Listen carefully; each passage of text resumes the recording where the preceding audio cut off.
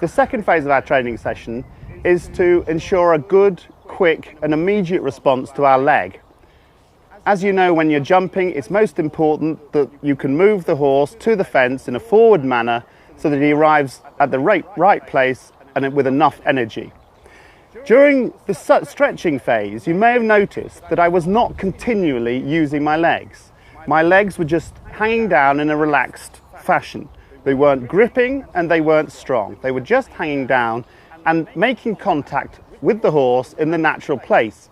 That varies depending on your length of leg and the shape of the horse. I'm going to make some halt, walk, halt transitions now, and I'm going to ensure that this horse moves immediately forward from one very small nudge of the leg and a very light touch at that.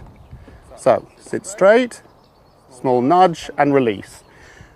And when I say release, I don't mean that you've got to take your legs off the horse. I mean your legs just remain gently in contact.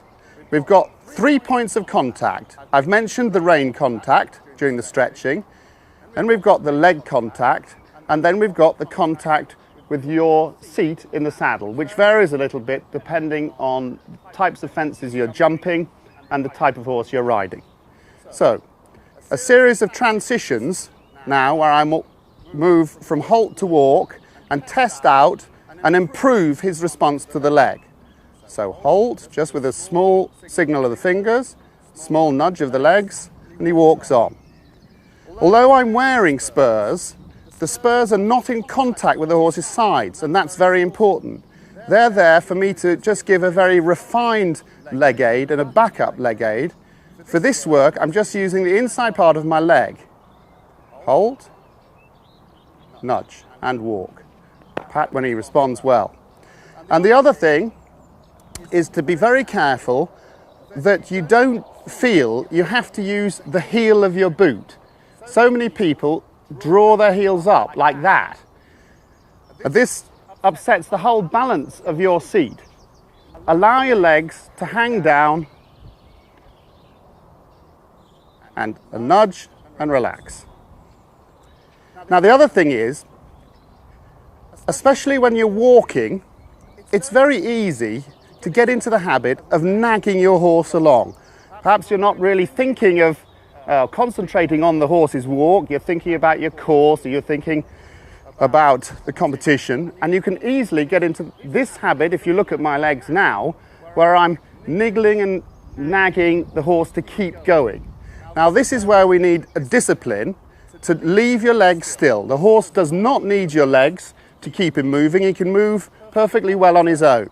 So legs hanging down and just a nudge, and he should go into trot.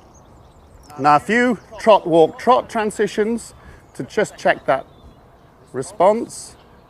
One little nudge and relax. Good. And once again,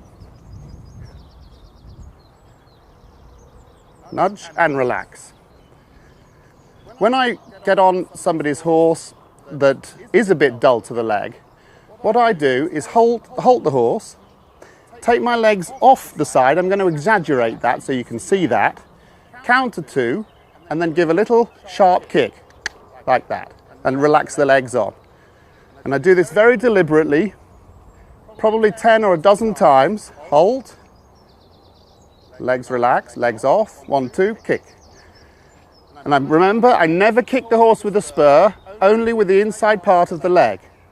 And this is only an exercise to be used on a horse that's allowed to become dull and numb to the leg. Leg off, well, and then you could see the natural progression. The horse uses his intelligence. When he feels my leg actually relaxing and coming off, he knows that a little kick is going to come, so he actually doesn't wait for the kick, he goes forward on his own. So, take my legs off, little kick there. There must be a gap between taking your legs off and this little nudge. And we'll see this time, leg off. And there you see, I never had to go through with actually giving the nudge. And that's the best way to just freshen up a horse that's allowed to become a little bit insensitive.